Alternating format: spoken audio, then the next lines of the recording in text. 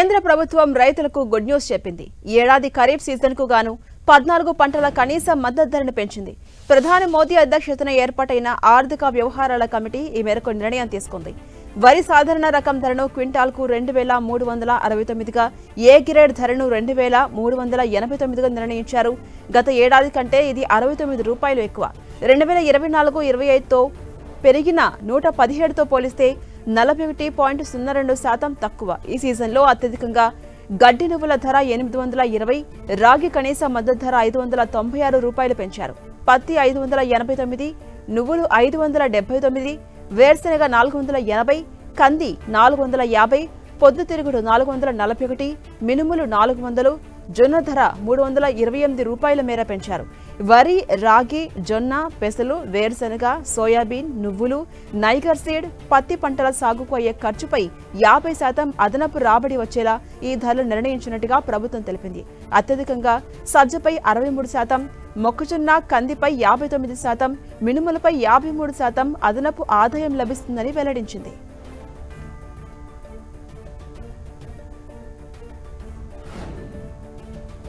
ఏపీలో కొత్త రేషన్ కార్డుల కోసం ఎదురు చూస్తున్న అర్హులైన పేదలకు ఎట్టకేలకు పరిష్కారం లభించింది. రేషన్ దరఖాస్తులకు ఎలాంటి గడువు లేదని ఎప్పుడైనా చేసుకునే అవకాశం కల్పించింది ఏపీ సర్కార్. ధృవీకరణ పత్రాల పేరుతో తిరస్కరణకు చెల్లుచీటీ ఇస్తూ త్వరలో క్యూఆర్ కోడ్తో స్మార్ట్ కార్డులు జారీ చేయబోతున్నారు. సచివాలయానికి వెళ్లి దరఖాస్తు చేసుకున్న 21 రోజుల్లో రైస్ కార్డును అందించే విధంగా చర్యలు తీసుకుంది ప్రభుత్వం. కార్డుల్లో చేర్పులు మార్పులకు అవకాశం కల్పించింది.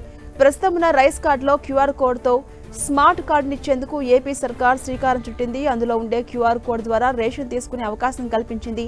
ఈ స్మార్ట్ కార్డు ద్వారా రేషన్ పంపిణీ చేయడం వల్ల అక్రమాలకు కూడా అడ్డుకట్ట వేయవచ్చు అన్నది ప్రభుత్వం భావిస్తోంది.